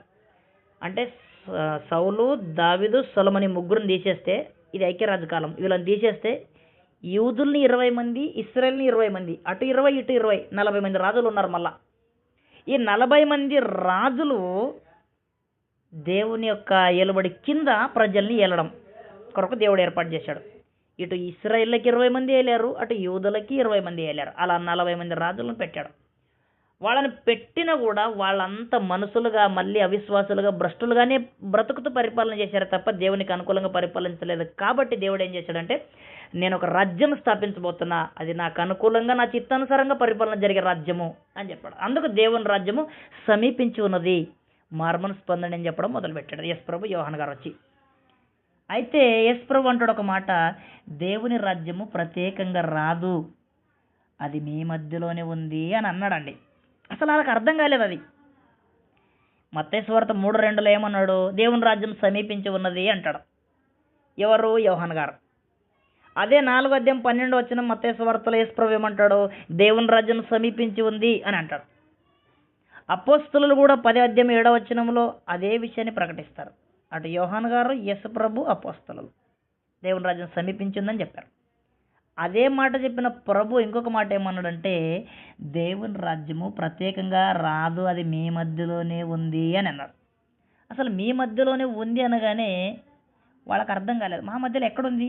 మన మధ్యలో ఉంటే మళ్ళీ దేవుని రాజ్యం వచ్చిందిగా, కానీ ఎందుకు అంటున్నాము? మన మధ్యలోనే ఉంటే సమీపంలో ఉందని ఎందుకంటాడు? వారి మధ్యలోనే ఉంటే లూకా సువార్త 10:21 ఒకసారి చదువుదాం. సోదరులు చదవమని చెప్పారు. నేను అయినా ఈరోజు మళ్ళీ పాఠం పెద్దది, ఈరోజు కూడా అయిపోదు అది, అయినా కంక్లూజన్గా ముగించడానికి ప్రయత్నం చేస్తాను, మనకు సమయం ఉంది. లూకా సువార్త మనము 10:21 చదువుకుందాము. 21 ఏ విధంగా ఉంది, ఎందుకనగా ఇదిగో దేవుని రాజ్యము మీ మధ్యన ఉన్నది, ఇదిగో అక్కడని, ఇదిగో ఇక్కడని, అక్కడని చెప్ప వీలు పడదని వారికి ఉత్తరం ఇచ్చాడు. ఇప్పుడు దేవుని రాజ్యము మీ మధ్యలోనే ఉంది అని ప్రభు చెప్పాడు, మళ్ళీ సమీపంగా ఉంది అని ప్రభు చెప్పాడు. దేవుని రాజ్యము ప్రత్యేకంగా రాదు, మీ మధ్యలో ఉంది. దేవుని రాజ్యం బలముతో వస్తుంది. ఇప్పుడు ఈ విషయాలన్నీ ఒకదానికొకటి విరోధంగా ఆల్రెడీ రాజ్యం ఉందంటాడు, సమీపంగా ఉందంటాడు, మీ మధ్యలోనే ఉందంటాడు, మళ్ళీ వస్తుంది అంటాడు. ఇది మనుషులకు కొంచెం వాళ్ళ మధ్యలో గందరగోళాన్ని సృష్టించింది. అప్పుడు దాని అర్థం ఏంటంటే, దేవుడు పితరుల కాలంలో మనస్సాక్షి చట్టాన్ని బట్టి ఏలుతున్నాడు, వారికి ఆజ్ఞలు ఇచ్చి వారికి ఏలుతున్నాడు. అందులో లోబడిన వారు విశ్వాసం మూలంగా బ్రతుకుతుంటారు. తిరుగుబాటు చేసేవాళ్ళు దేవుడు ఏలుతున్న దానికి లోబడరు. ధర్మశాస్త్ర కాలంలో దేవుడు ఏలుతూనే ఉన్నాడు. ఆ ధర్మశాస్త్ర చట్టానికి లోబడిన వారేమో దేవునికి భయభక్తులు కలిగి ఆ చట్టం కింద ఉంటారు. లోబడకుండా సొంతంగా బతికేవారు అదే చట్టం పక్కనే ఉంటుంది కానీ దానికి లోబడరు. ఉదాహరణకి బీజేపీ ప్రభుత్వము పరిపాలిస్తున్నా కూడా ఆ పరిపాలన ఇష్టపడని వారు అక్కడే ఉంటారు. ఆ పరిపాలనకు విధేయత చూపించకపోయినా ఆ పరిపాలన కిందే ఉంటారు. అలాగే దేవుడు ధర్మశాస్త్ర ప్రకారంగా ఏలుతున్నాడు, వారి మధ్యలో ఉంది ఏలుబడి. వాళ్ళు ఆ మందిరానికి వెళ్తున్నారు కానీ ఆ చట్టానికి లోబడతలేరు. యెరూషలేములో ఆరాధన చేసుకుంటున్నారు కానీ ఆ చట్టానికి లోబడతలేరు. దేవుడు ఆల్రెడీ ఆత్మ సంబంధంగా పరిపాలిస్తున్నాడు కానీ వారి మధ్యలోనే ఉంది కానీ వాళ్ళు దాన్ని చూస్తలేరు. అందుకు ప్రభు అన్నాడు, దేవుని రాజ్యం ఎందుకు లేదయ్యా, మీ మధ్యలోనే ఉంది, మీరు దానికి లోబడతలేరు, మీకు అది అందట్లేదు. కాబట్టి దేవుడు ఏం చేయబోతున్నాడంటే 21వ అధ్యాయం 43వ వచనం, మత్తయి సువార్త 21వ అధ్యాయము 43వ వచనంలో ఒక అద్భుతమైన స్టేట్మెంట్. 21:43లో ఈ మాట. కాబట్టి దేవుని రాజ్యము మీ యొద్ద నుండి తొలగింపబడి దాని ఫలమిచ్చు అన్ని జనులకు లేక దాని ఫలమిచ్చు జనులకు ఇవ్వడని చెప్పేశాడు అనమాట. ఇప్పుడు మీ మధ్య నుంచి తీసేస్తాను ఎందుకన్నాడంటే, ఇశ్రాయేల్ అనేటువంటి వాళ్ళలో ముఖ్యంగా శాస్త్రులు ఫరిసీయులు అనే వాళ్ళు ఉన్నారు. దేవుడు వాళ్ళ చేత యూదులలో ఉన్న యూదా జాతి చేత దేవుడు క్రీస్తు సంఘము ప్రారంభించాలి లేక దేవుని రాజ్యము ప్రారంభించాలని వాళ్ళకే ఆ భాగ్యం ఇచ్చాడు. ఎందుకంటే వాగ్దానాలు వారివి, తర్వాత ధర్మశాస్త్రం వారిది, అర్పణ ఆచారాలు వారివి, అన్నీ వారివి. అయితే వాళ్ళు ఏం చేస్తున్నారంటే దేవుని చట్టానికి లోబడకుండా దేవునికి విరోధంగా బ్రతుకుతున్నారు. ఉదాహరణకి ఒక ఎగ్జాంపుల్ రూపంలో చెప్పాలంటే, దేవుడు ఒక ఇల్లు కట్టాలనుకున్నాడు, క్రీస్తు సంఘము అనే ఇల్లు, క్రీస్తు రాజ్యం అనే ఇల్లు కట్టాలనుకున్నాడు. దానికి సంబంధించి దేవుడు ఏమన్నాడంటే, ఫరిసీయులారా శాస్త్రులారా నేను ఒక ఇల్లు కట్టాలనుకుంటున్నా, ఆ కాంట్రాక్ట్ మీకు ఇస్తాను. అయితే ఒక కండిషన్, ఇల్లు ఎలాంటి ఇల్లు కట్టాలంటే నేను ఇచ్చిన కొలత ప్రకారంగా ఇల్లు కట్టాలి, నేను ఇచ్చిన రాయే వాడాలి అని చెప్పాడు. అయితే వాళ్ళు ఏమన్నారంటే, సరే నువ్వు ఇచ్చిన కొలతల్లో నీతి న్యాయం అనే మట్టపు గుండు పెట్టి నువ్వు లాగుతావు కాబట్టి ఆ గుండు ధర మాకు నచ్చట్లేదు. రెండవది, నువ్వు వాడుతున్న రాయి క్రీస్తు అనే రాయి వాడుతున్నావు కాబట్టి ఆ రాయి నాకు నచ్చదు. ఇది కాకుండా ఇంకా వేరే ప్లాన్ చెప్పన్నారు. కాబట్టి ప్రభు ఏం చేశాడంటే, ఈ బండ మీద నా సంఘం కడతాను, ఇంకా మీకు చేత కాదు, మీ వల్ల కాదు, ఇక మీరు కట్టరు. మీరు తృణీకరించిన రాయి యేసు ప్రభు, మీరు తృణీకరించిన సంఘము దేవుని రాజ్యం. కాబట్టి మీరు నేను ఏ రాయినిస్తే ఆ రాయితో కట్టాలి మీరు, కానీ మీరు తృణీకరించిన రాయి మూలకు తలరాయి అయింది అని చెప్పాడు. కాబట్టి అది రాజ్యం వారి కట్టమని చెప్తే వారు కట్టలేదు కాబట్టి వారి ఎదురు నుంచి తీసేశాడు. దేవుడు అపోస్తల ద్వారా దాని సంఘానికి మళ్ళీ పునాదులు వేయించాడు. యేసు ప్రభు వారి యొక్క పరిపాలనలో క్రీస్తు ప్రభు సంఘాన్ని స్థాపించడానికి తాళపు చెవులు పేతురుకి ఇచ్చాడు అనమాట. నువ్వు పరలోకమందు భూమి మీద దేన్ని బంధిస్తావో అది పరలోకం బంధించబడుతుంది, నువ్వు దేన్ని విప్పుతావో అది అక్కడ విప్పబడతా అని చెప్పి. కాబట్టి పేతురు ద్వారా సంఘం ప్రారంభించింది. ప్రభువైన యేసుక్రీస్తు వారు దేవుని ఏలుబడిలో దేవుడు క్రొత్త నిబంధన ద్వారా ఏలడం ప్రారంభించాడు. మూడవది కొత్త నిబంధన కాలం. కొత్త నిబంధన కాలంలో దేవుడు పరిపాలన మొదలుపెట్టాడు. దేవుని రాజ్యం సమీపించి ఉంది అని చెప్పి ఆ రాజ్యంలో ప్రవేశించడానికి యోహాను సువార్త 3:3 ఏం చెప్తాడంటే, ఒకడు నీటి మూలంగాను ఆత్మ మూలంగా జన్మిస్తేనే తప్ప రాజ్యంలో ప్రవేశించలేడు అని చెప్పాడు. అంటే రాజ్యాన్ని ప్రారంభించిన దేవుడు దాంట్లో నీటి మూలంగా ఆత్మ మూలంగా ప్రవేశించాలి అని చెప్పాడు. ఇప్పుడు దీంట్లోకి వచ్చిన వారు రాజులైన యాజకులుగా ఉంటారు. ఇప్పుడు మనం చూసాము, దేవుడు ధర్మశాస్త్ర కాలము, పితరుల కాలము, కొత్త నిబంధన కాలాన్ని మనం డివైడ్ చేసుకొని చూస్తే దేవుడు అక్కడ వెళ్తున్న పద్ధతి వేరు. మనస్సాక్షి చట్టాన్ని బట్టి వారికి ఇచ్చిన ఆజ్ఞలను బట్టి వెళ్తున్నాడు. అక్కడ వాళ్ళ స్వతహాగా ఇంటి పెద్దలే బలులు అర్పిస్తారు. నేను కూడా బైబుల్ చూశానండి, పెద్దలు అర్పించారు, నేను కూడా ఇంటికి పెద్దనే, నేను కూడా అర్పిస్తానంటే నీకు పరిధి ఉంది, నువ్వు ఆ పరిధికి వెళ్ళకు, అది నీది కాదు. వాళ్ళు అర్పిస్తారండి. యోబు అర్పిస్తాడు, నోవా అర్పిస్తాడు, అబ్రహాం అర్పిస్తాడు, వాళ్ళకు సంబంధించినది అది, వాళ్ళ పరిధి అది. అందులోకి నువ్వు వెళ్ళాల్సిన అవసరం లేదు, అక్కడ తొంగి చూడాల్సిన అవసరం లేదు. అక్కడ నీకు ఉపయోగపడేది ఏంటంటే దేవుని చట్టానికి వాళ్ళ విశ్వాసము ద్వారా లోబడి జీవించారే ఆ మాదిరి తీసుకో. ధర్మశాస్త్ర కాలంలో దేవుడు చట్టం పెట్టాడండి, అందులో వాళ్ళకి ఆజ్ఞ ఇచ్చాడు 613, వాళ్ళు మీరారు, కానీ నేను మీరనండి, నేను పాటిస్తానని చెప్పి అది తీసుకోవడం కాదు. అక్కడ వాళ్ళు మీరినందుకు దేవుడు వారిని శిక్షించాడు. ఎవరైతే లోబడ్డారో వారిని దేవుడు దీవించాడు. కాబట్టి అక్కడ నువ్వు మాదిరి తీసుకో. సొదొమ గొమొర్రాను చూడు, అక్కడ అగ్ని గంధకాలు వచ్చినాయి, భయపడు. స్నోకాలంలో వర్షం వచ్చింది, నీకు కూడా దేవుని ఆజ్ఞకు లోబడకపోతే నీ మీద ఉగ్రత ఉంది, భయపడు. కాబట్టి పాత నిబంధన కాలము, పితరుల కాలము నీకేం చెప్తున్నాయంటే రోమపత్రిక 15వ అధ్యాయంలో ఆ విషయాలు తెలియజేశాడు. 4వ వచనం, ఏలయనగా ఓర్పు వలనను లేఖనం వలన ఆదరణ వలన మనకు నిరీక్షణ కలుగుటకై పూర్వముందు వ్రాయబడినవన్నీ మనకు బోధ కలుగు నిమిత్తము రాయబడ్డాయి. నీకు బోధ కలిగిందా? నీ పరిధి ఏంటో నీకు అర్థమైందా? ఆ పరిధిలో జరిగిన ఆరాధన నువ్వు తీసుకోవాల్సిన పని లేదు, ఆ పరిధిలో వాళ్ళు జరిగించిన చర్యలను చేయాల్సిన పని లేదు. వారి యొక్క విధేయత చూడు. దేవుని చట్టానికి వారు లోబడ్డారు, విశ్వాసంతో వారు జీవించారు. పితరుల కాలంలో, ధర్మశాస్త్ర కాలంలో కూడా వారికి ఒక పరిధి ఉంది. వాళ్ళు ఒక 4 బలులు అర్పిస్తారు. నైవేద్యం అనేది ఒకటి ఉంది, అది దాంతో కలిపి 5 బలులు అర్పిస్తారు. ఆ బలులు వారికి సొంతం, అవి వాళ్ళు మాత్రమే అర్పిస్తారు. నేను అర్పిస్తానండి అంటే నీకు కుదరదు అనమాట. నీకు పరిధి ఉంది, నీ పరిధిలో నువ్వు ఉండు, ఆ పరిధికి వెళ్ళకు. ఆ పరిధిలో వాళ్ళు ఏం చేస్తారంటే 3 పండుగలు చేస్తారు. పస్కా పండుగ, పెంతెకొస్తు పండుగ, గుడారాల పండుగ. లేవికాండ 23వ అధ్యాయంలో ఉంది. అది వాళ్ళ పరిధి. వాళ్ళు సున్నతి చేసుకుంటారు, అది వాళ్ళ పరిధి, నీ పరిధి కాదు అది. వాళ్ళు ధూపాలు వేస్తారు ఉదయం సాయంత్రము, అనుదిన బలులు ఇస్తారు, అది వాళ్ళ పరిధి, అది నీ పరిధి కాదు. అయితే వాళ్ళకి ఇచ్చిన ఆ పరిధిలో కూడా వాళ్ళు కరెక్ట్గా నడవలేదంట. యెషయా గ్రంథము 1వ అధ్యాయంలో ఒక అద్భుతమైన స్టేట్మెంట్ ఏం చెప్పాడంటే, ఇశ్రాయేల్ గురించి 2వ వచనం, ఆకాశం, యెహోవా మాట్లాడుతున్నాడు, ఆకాశం ఆలకించము, భూమి చెవియొగ్గుము, నేను పిల్లల్ని పెంచి గొప్పవారిగా చేసి తిని వారు నా మీద తిరగబడి ఉన్నారు. పిల్లలు అన్నాడు, 2 పిల్లలు అండి. మొదటి పిల్లోడు ఉజ్జియా, 2వ పిల్లలు ఇశ్రాయేలీలు. వారిని దేవుడు పెంచి పెద్ద చేశాడు. వాళ్ళు తిరుగుబాటు చేశారు ఇద్దరు కూడా. ఉజ్జియా 16 సంవత్సరాల వయసు ఉన్నప్పుడు వాళ్ళ నాన్నగారు చనిపోయారు, రోడ్డు మీద పడిపోయాడు.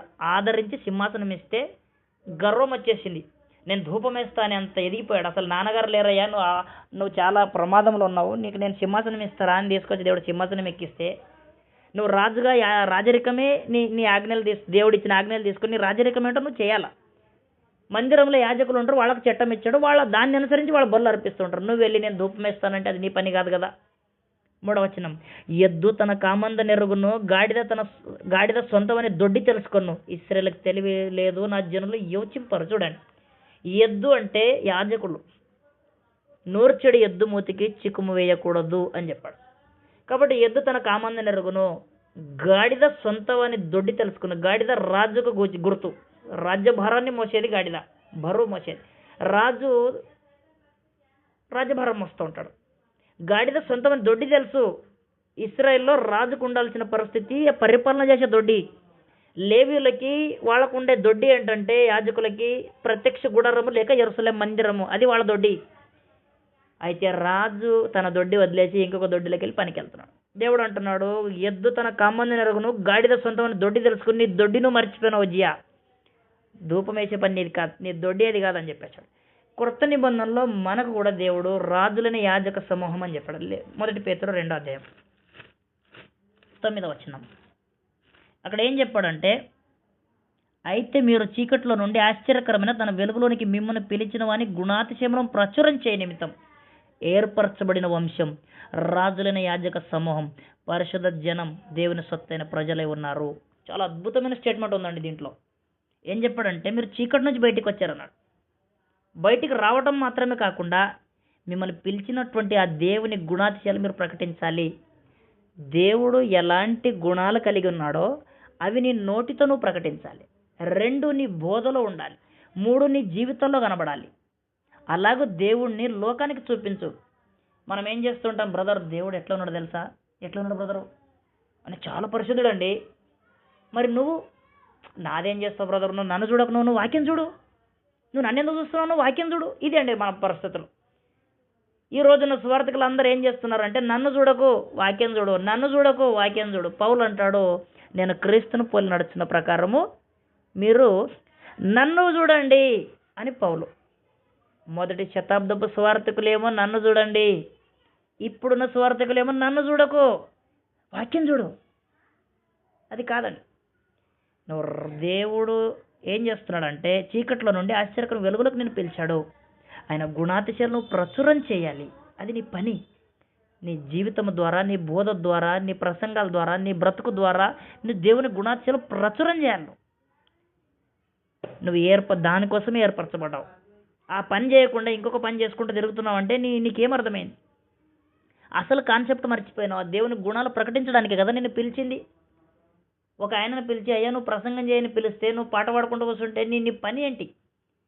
దేవుని గుణాలు ప్రచురించాలి. రెండవది, నువ్వు రాజువి యాజకుడు అన్నాడు. రాజుగా మన పరిపాలన ఏంటి?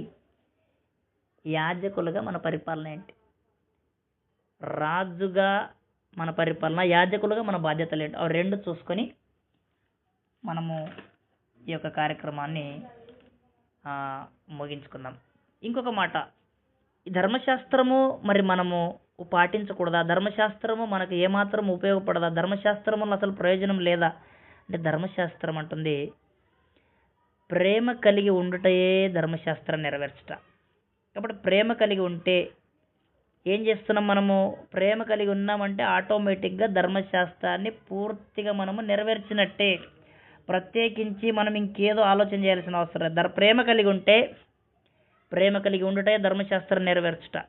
ఇప్పుడు ప్రేమ కలిగి ఉంటే ధర్మశాస్త్రం ఎలా నెరవేరుస్తామండి అనే ప్రశ్న రావచ్చు.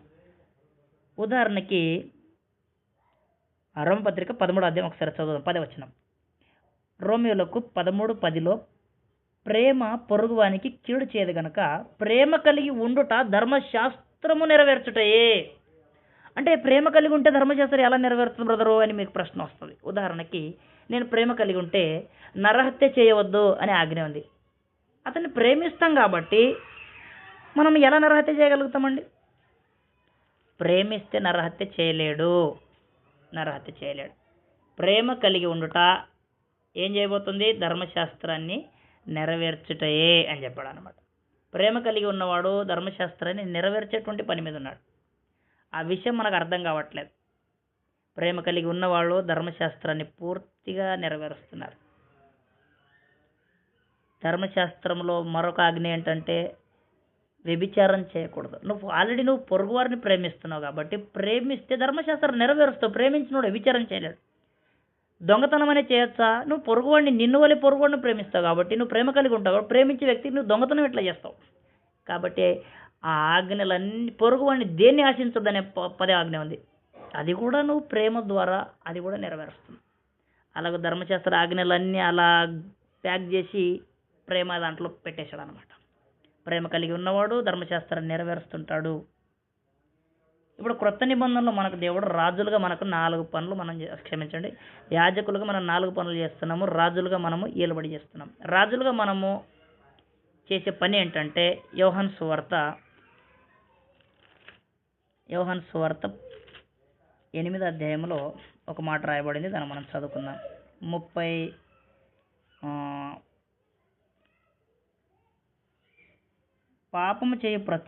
వచనం. పాపము చేయు ప్రతివాడును పాపమునకు దాసుడు. అంటే నేను రాజుగా ఉండి నేను ఏం చేస్తాను, మీరు రాజులుగా ఉండి మీరేం చేస్తారంటే ఏలుబడి చేస్తారు. ఉదాహరణకి పాపం అనే ఒక మనిషి ఉన్నాడు. అది మనిషి కాదు వాస్తవానికి. పాపం అనేది అది ఒక క్రియ, తిరుగుబాటు స్వభావం. ఆజ్ఞ అతిక్రమించొద్దు అని దేవుడు అన్నాడు. అతిక్రమించేసాం అంటే క్రియ చేసాం. అతిక్రమించి ఒక క్రియ చేసాం. ఆ చర్య చేయడం ద్వారా పాపం అయిపోయింది. ఇప్పుడు పాపం ఒక మనిషిగా మనం ఆలోచన చేస్తే ఆ పాపము వచ్చింది, నిలబడింది. ఎలాగైనా సరే మనల్ని బలవంతంగా పాపం చేయించాలని నిలబడ్డది. కానీ మనము పాపం చేయకుండా ఉన్నాం అనుకోండి, ఏమైపోతుంది? మనం రాజులుగా ఉంటాము, పాపం మనకు దాసుడు అయిపోతుంది. ఒకవేళ పాపం చేస్తే మనం దాసులు అయిపోతాము, పాపం యజమానుడు అయిపోతుంది. అందుకే 34లో అంటాడు, పాపం చేయి ప్రతివాడు పాపానికి దాసుడు, అది యజమానుడు. కాబట్టి పాపం చేసేవాడు దాసుడే కానీ యజమానుడు కాదు. నీ రాజరికము రద్దయిపోయింది. నీకు తెలియకుండానే నువ్వు ఓడిపోయినావు. నువ్వు రాజు అని చెప్పుకుంటూ ఓడిపోయిన దాసుడు, నువ్వు బానిసవు అని చెప్పాడు. రోమియోలకు 6వ అధ్యాయం 16వ వచనంలో ఈ విధంగా తెలియజేస్తున్నాడు. లోబడుటకు దేనికి మిమ్మల్ని మీరు దాసులుగా అప్పగించుకుంటారో అది చావు నిమిత్తం పాపనికే కానీ నీతి నిమిత్తం విధేయతకే కానీ దేనికి మీరు లోబడదరో దానికే దాసులు. మీరు దేనికి లోబడితే దానికి దాసులు. శరీరానికి లోబడితే శరీరానికి దాసులు.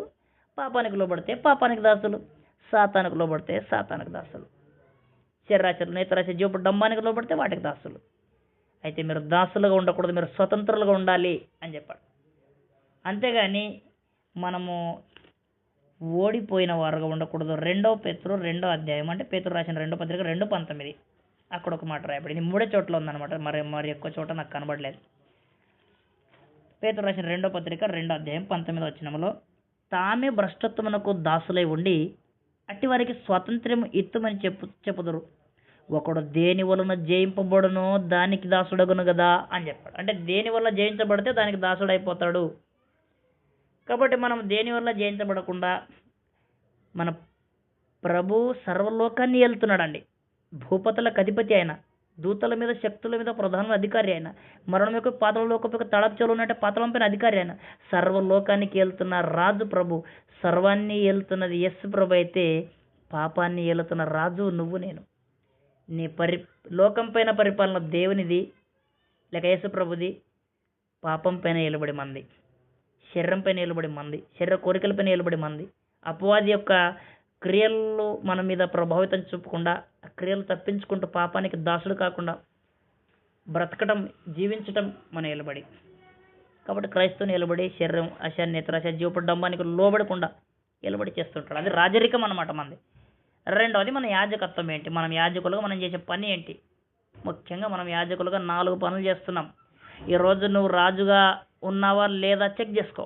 నేను రాజుగా ఉన్నాను లేదా నేను కూడా చెక్ చేసుకుంటా. నేను ఎక్కడెక్కడ పాపం చేశానో అక్కడక్కడ నేను ఓడిపోయి నేను దాసుడుగా ఉన్నాను. యేసు ప్రభు రెండోసారి వచ్చి, అయ్యా బాబు రాజు ఇట్రామా అంటే ధైర్యంగా వెళ్తాం. ఏ బాబు దాసుడు ఇట్రా అంటే నేను ఎప్పుడు దాసుడు అయ్యాను? పాపానికి దాసుడు నువ్వు దేనికి లోబడ్డావో దానికి దాసుడు. కాబట్టి మా రాజరికం ఉందా తొలగిపోయిందా చెక్ చేసుకోవాల్సిన బాధ్యత మన మీద ఉంది. రెండవది యాజకత్వం గురించి చదువుదాం. రోమీయులకు 12వ అధ్యాయం 1వ వచనం. మనం బలులు అర్పిస్తాం, 4 బలులు. అందులో మొదటి బలి చదువుతాం, రోమీయులకు 12:1. కాబట్టి సహోదరులారా, పరిశుద్ధమును దేవునికి అనుకూలములైన సజీవ యాగము అంటే బలి అన్నమాట. క్రైస్తవులుగా బాప్తిసం పొందిన పరిశుద్ధులైన మనము ఒకవైపు రాజరికాన్ని కాపాడుకుంటూ మరొక వైపు యాజకత్వం చేస్తున్నాం. నీ యాజకత్వంలో మొట్టమొదట ఒక బలి అర్పించాలి, తర్వాత 2వ బలి అర్పించాలి, మూడో బలి అర్పించాలి, తర్వాత 4వ బలి అర్పించాలి. ఆ 4 బలులు అర్పించినప్పుడు నువ్వు నీ యాజకత్వాన్ని కాపాడుకున్నవాడు అవుతావు. ఆ 4 బలులు కూడా అర్పించకుండా నోటితో ప్రభు అంటే నీ యాజకత్వం ఏమైంది, నీ రాజరికం ఏమైందని అడుగుతాడు ప్రభు. కాబట్టి నీ శరీరము దేవుని కొరకు సజీవంగా వాడబడాలి. నీ శరీరానికి అపవిత్రత అంటద్దు, నీ ఆత్మకు అపవిత్రత అంటద్దు. కాబట్టి నీ యాజకత్వంలో నీ శరీరాన్ని సజీవంగా అపరాధం చేత పాపం చేత సచ్చిన స్థితిలో కాకుండా బ్రతికిన స్థితిలో కాపాడుకుంటూ దేవుని సేవలో నీ శరీరాన్ని పెట్టావంటే నువ్వు సజీవుడివి. నీ సజీవ యాగంగా నువ్వు దేవునికి సమర్పిస్తున్నావు. అంతేగాని మంట పెట్టి దీన్ని కాల్చేయమని అంటలేడు. బ్రతికుండగానే నీ దేహము దేవుని కొరకు వాడు. దీన్ని వ్యభిచారానికి వాడకు, దీన్ని డ్యాన్స్ చేయడానికి వాడకు, దీన్ని మందు తాగడానికి వాడకు, దీన్ని లోకంలో యుద్ధం చేయడానికి వాడకు. నీ దేహము దేవుని వల్ల నీకు అనుగ్రహించబడి పరిశుద్ధాత్మక ఆలయంగా ఉంది కాబట్టి ఆ దేహముతో దేవుని మహింపరచు. ఆ దేహము దేవుని కొరకు వాడు. అది నువ్వు ఇచ్చే మొట్టమొదటి బలి. రెండవది మనం అర్పించే 2వ బలి హెబ్రీయులకు 13వ అధ్యాయము 15వ వచనం.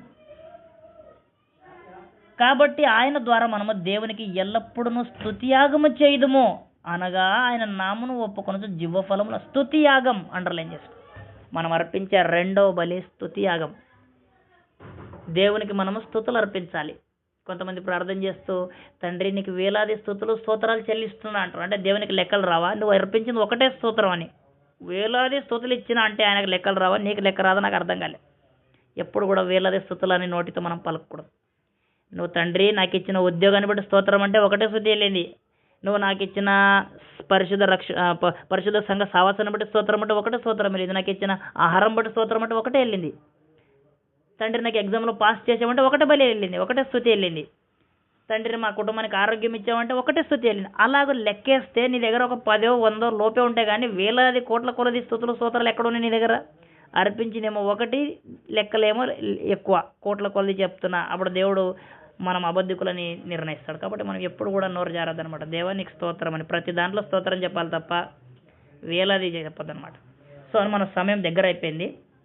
ఇంకో 2 విషయాలు కదా మనము చూడాల్సింది, అవి చూసుకొని ముగించుకుందాం. సోదరులారా, నేను సమయానికే ముగించాలి 9కే, కానీ కొంచెం లేట్ అయినా పర్లేదని సోదరుడు చెప్పాడు కాబట్టి నేను ముందుకెళ్ళాను. నేను ఎప్పుడు కూడా నా సమయము, మీరు ఇచ్చిన సమయాన్ని నేను ఎప్పుడు దాటను. నేను ముందుగానే ఈ 2 విషయాలు చెప్పేసి ముగిస్తాను. ముందుగానే తీసుకున్న పర్మిషన్, కొంచెం లేట్ అయినా పర్లేదని. సో మరి మనం అర్పించే బలుల్లో ఒకటి సజీవ యాగంగా శరీరాన్ని సమర్పించాలి. రెండవది ఆత్మ సంబంధమైన బలులు అర్పించాలి. అందులో ఇది స్తుతి యాగం. మూడవది అక్కడే ఉంది చూడండి, 16వ వచనం. ఉపకారమును బ్రదరు ఒక్క నిమిషం. నరేష్ గారు రేట్ చేస్తున్నారు హ్యాండ్. నరేష్ గారు నేను చెప్పాలా?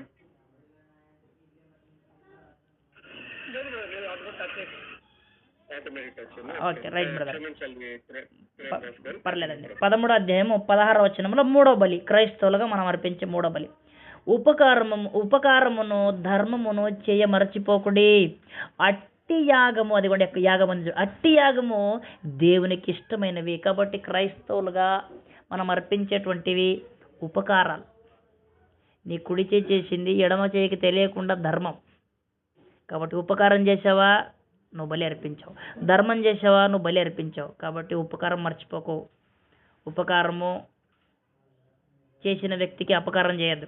ఉపకారాన్ని క్రైస్తవుడు ఎల్లప్పుడూ చేస్తుండాలి. ఉపకారం, ధర్మం ఇవేంటంటే బలులు అన్నమాట. దాన ధర్మాలు చేయటాలు బలులు. మనం ఒకరికి దుప్పట్లు పెట్టి సెల్ఫీ వీడియో తీసి స్టేటస్ పెట్టి ఇన్స్టాగ్రామ్లో, గ్రూపులలో, యూట్యూబ్లలో అక్కడక్కడ ఫార్వర్డ్ చేసి, బ్రదర్ నేను ఇంత మంచి పని చేసినా, నీ కుడి చేసిన ఎడమ చేకి తెలియదని దేవుడు చెప్తే నువ్వు ఇంతమందికి పెట్టావంటే, వావ్ మంచి పని చేసావు బ్రదర్ అని వాళ్ళు అన్నారంటే నీ జీతం నీకు వచ్చేసింది. ఎక్కడుంది జీతము? వావ్ మంచి పని చేసావు, అదే నీ జీతం. పరలోకంలో నీకు జీతం రాదు. కాబట్టి నువ్వు చేసేది ఉపకార ధర్మము దేవునికి ఇష్టమైంది ఉండాలి తప్ప లోకానికి కనిపించేది కాదు. ఇంకా 4వది ఒకసారి మనం చదువుకొని ముగించుకుందాం. ఫిలిప్పీలకు 4వ అధ్యాయము 17వ వచనం నుండి, 17 నుంచి కాదు పైనుంచి చదువుదాం, 15 నుండి. ఫిలిప్పీలారా 18 దాకా, 15 నుంచి 18 దాకా. ఫిలిప్పీలారా, సువార్తను నేను బోధింపనారంభించి మాసిదోనియ నుండి వచ్చినప్పుడు ఇచ్చు విషయంలోను పుచ్చుకున్న విషయంలోను మీరు తప్ప మరి ఏ సంఘం వారును నాతో పాలివారు కాలేదని మీకే తెలియను. ఏలయనగా తెస్సలోనికలో కూడా మీరు మాటి మాటికి నా అవసరము తీర్చుటకు సహాయం చేసితిరి. నేను ఈవిని అపేక్షించి ఇలాగూ చెప్పుట లేదు గాని మీ లెక్కకు విస్తార ఫలం రావాలనని అపేక్షించి చెప్పుచున్నాను. నాకు సమస్తము సమృద్ధి కలిగి ఉన్నది. మీరు పంపిన వస్తువులు ఎపఫ్రోదితు వలన పుచ్చుకొని ఏమీ తక్కువ లేకున్నాను. అవి మనోహరమైన సువాసనయో దేవునికి ప్రీతికరమును ఇష్టమునైన యాగమునై ఉన్నవి. అండర్లైన్ చేసుకోండి, యాగమునై ఉన్నవి. ఇక్కడ దేవుడు ఏం తెలియజేస్తున్నాడంటే, పౌలు ద్వారా పరిశుద్ధాత్మ ప్రేరణ ద్వారా ఫిలిప్పి సంఘము మాటిమాటికి సువార్తికునికి కానుకలు పంపింది. అది భోజన రూపంలో పంపింది, డబ్బు రూపంలో పంపింది, మరొక రూపంలో పంపింది. ఏ రూపంలో పంపినా అవి సువార్తికునికి ఉపయోగకరంగా ఉన్నాయి. పౌలు ఏమంటున్నాడంటే, మీరు కానుకలు ఇవ్వండి అని నోరు తెరిచి అడుగుతున్నాడు. ఎందుకు అడుగుతున్నాడు అంటే, నాకు ఏదో కొదువు ఉందని కాదు, నేను ఏవిని అపేక్షించి ఇలాగ చెప్పటం లేదు, ఏదో డబ్బు పిచ్చి పట్టింది ఈయన సువార్త పని చేస్తున్నాడు నాకు ఇవ్వండి అంటున్నాడని అనుకోకండి. మీ లెక్కకు విస్తారమైన ఫలం రావాలనని అపేక్షించి చెప్తున్నా. మీరు నాకు ఇస్తే మీకు మేలు అంటే, నాకేమైనా తక్కువ ఉందా అంటే, నాకు సమస్తం సమృద్ధిగా ఉంది. ఆల్రెడీ నాకు సమస్తం సమృద్ధిగా ఉంది. నా దగ్గర పనికి, స్వార్థ పనికి వచ్చే వాళ్ళకి నేనే టెంట్లు గుడారాలు కొట్టి వాళ్ళకు పోషించే స్థితి నాకుంది. నేనే ఇతరులకు అన్నం పెట్టే స్థాయిలో ఉన్నా. అయినా మీరు ఇవ్వాల్సిందే. ఎందుకంటే సువార్థికునికి సంఘస్థులు ఇచ్చే కానుకలు దేవుని దృష్టికి బలులవి. మీరు పంపిన వస్తువులు ఎపఫ్రోదితు వల్ల పుచ్చుకొని ఏమీ తక్కువ లేకుండా ఉన్నాను. అవి మనోహరమైన సువాసన. ఎవరికి సువాసన? దేవునికి ప్రీతికరమైన ఇష్టమైన యాగమునై ఉన్నాయి, దేవునికి బలులు అవి. కాబట్టి క్రైస్తవులుగా మనము మా దేహాన్ని దేవునికి సమర్పించామా? మనము స్తుతులు చెప్తున్నామా? కోట్ల కొలది స్తుతులు అబద్ధాలు ఆడుతున్నామా? దేవునికి కృతజ్ఞత స్తుతులు చెల్లిస్తున్నామా? నిత్యము స్తుతులు, ప్రతి విషయంలో కృతజ్ఞత స్తుతులు. మూడవది ఉపకార ధర్మం చేయటం మర్చిపోవద్దు అన్నాడు. మనకు గుర్తుండి కొన్నిసార్లు చేయలేకపోతున్నాం, కొన్నిసార్లు మనకు అనుకూలత ఉండి చేయకపోతాం. కాబట్టి మనం ఉపకార ధర్మాలు చేయటము దేవుని దృష్టిలో లెక్కలోకి వస్తాయి. వాటిని ఫోటోలు తీసి గ్రూప్లో పెట్టాల్సిన అవసరం లేదు, యూట్యూబ్లో పెట్టాల్సిన అవసరం లేదు. ఉపకార ధర్మం చేయండి, నీ యాజకత్వాన్ని కాపాడుకోవాలి, నా యాజకత్వం నేను కాపాడుకో. అలాగే సువార్థికులకు కానుకలు ఇస్తే, సువార్థికులు అంటే ఎవరు పడితే వాళ్ళు సువార్థికులు కాదు, దేవుని యొక్క సత్య స్వార్థ ప్రకటిస్తున్నటువంటి అపోస్తల బోధన ఉన్నట్టుగా ప్రకటిస్తున్నటువంటి సత్య స్వార్థ దేవుని ఉత్తమమైన వాటిని గురించి ప్రకటించే వారి పాదములు పర్వతంలో ఎంత సుందరమని చెప్పాడో వారికి అపోస్తలైన పౌలు అవి తీసుకుని ఏమంటున్నాడంటే దేవునికి ఇష్టమైన బల్లవి అని చెప్పాడు. కాబట్టి సోదరులారా, ఇది కొత్త నిబంధన పరిధిలో మనం రాజరికము యాజకత్వం, ఇశ్రాయేలుకి ఇచ్చింది వేరు, మనకిచ్చింది వేరు, పితరుల కాలంలో ఉన్నది వేరు. కాబట్టి ఇంతవరకు మనం చూసిన ఈ సబ్జెక్ట్లో మీకు ఏదైనా డౌట్స్ ఉంటే ఇంకా దీన్ని ముందు కొనసాగిద్దామా లేక ఇక్కడ ఆపుదామా అనే దాన్ని బట్టి మీ నిర్ణయాన్ని బట్టి మనము నెక్స్ట్ ఆలోచన చేద్దాం. చక్కగా విన్నందుకు, శ్రద్ధగా విన్నందుకు అందరికీ హృదయపూర్వక వందనాలు తెలియజేస్తూ ముగిస్తున్నాను బ్రదర్. వందనాలు.